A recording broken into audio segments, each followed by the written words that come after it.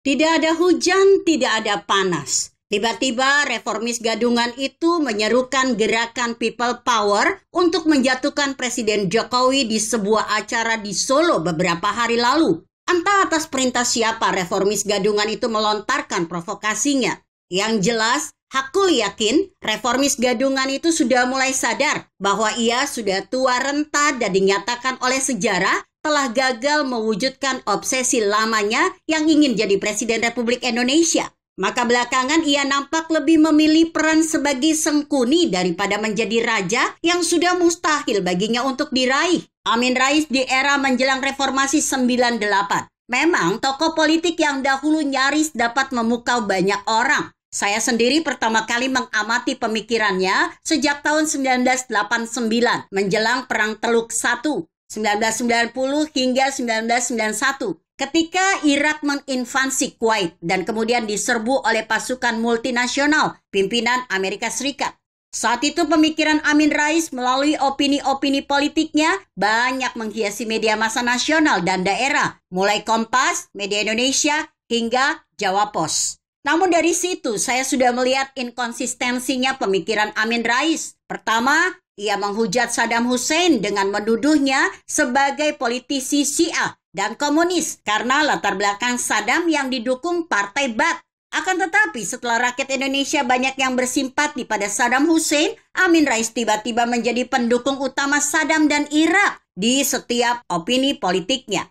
Begitupun ketika pertama kali saya bertemu dengannya di Berlin dan Nuremberg, Jerman, mulai tahun 1992 hingga 1993. Di sana ia menggebu-gebu membela rezim Soeharto. Namun di tahun 1995 dia mulai melawan Soeharto.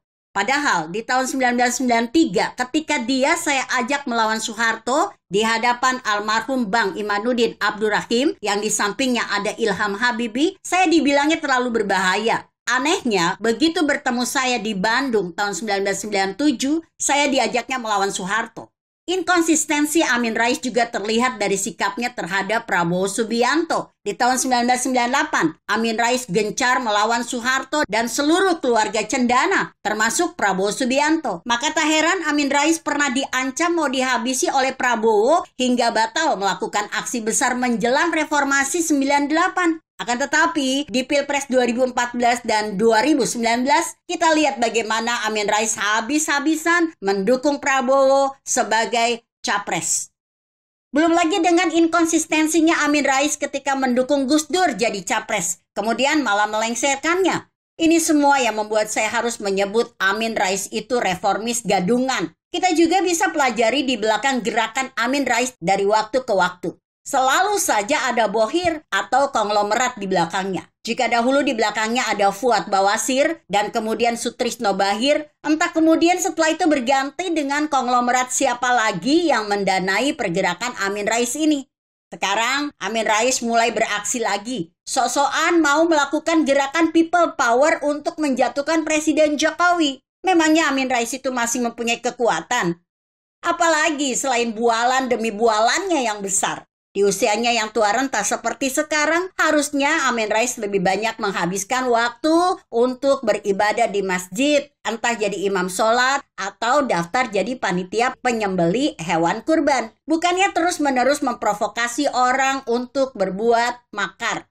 Amin Rais ini tampaknya lupa bahwa Presiden Jokowi ini selain didukung oleh Panglima TNI, Kapolri, dan lain-lain, juga didukung oleh jutaan relawan pendukung militannya yang siap mempertahankan Pancasila, NKRI, dan pemerintahan Jokowi yang sah. Ada Panglima Perang Politik dari relawan Jokowi, namanya Dr. Haidar Alwi. Beliau ini mengkoordinir ratusan organ relawan militan pendukung Jokowi yang tidak dapat diremehkan.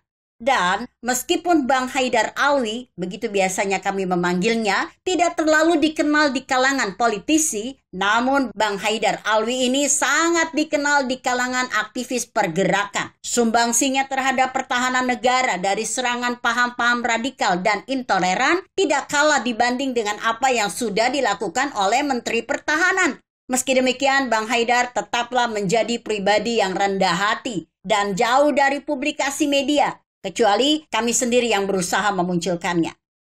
Pergerakan politik Bang Haidar Alwi ini unik. Beliau tidak suka koar-koar seperti Amin Rais. Namun, sekali bergerak, pengaruhnya bisa menembus berbagai sekat-sekat perkumpulan. Mulai dari kalangan aktivis pergerakan hingga jamaah-jamaah Habib Habaib.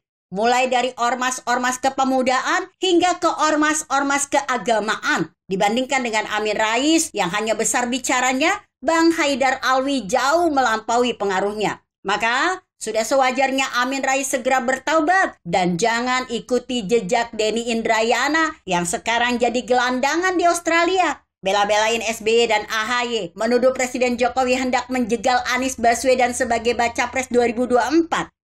Ternyata begitu diiming-imingi Puan Maharani untuk jadi cawapresnya Mas Ganjar Pranowo, AHY langsung kabur merapat ke PDIP. Jadi, siapa yang mau menjegal Anies? Pak Jokowi atau tuannya Denny Indrayana yang bernama SBY?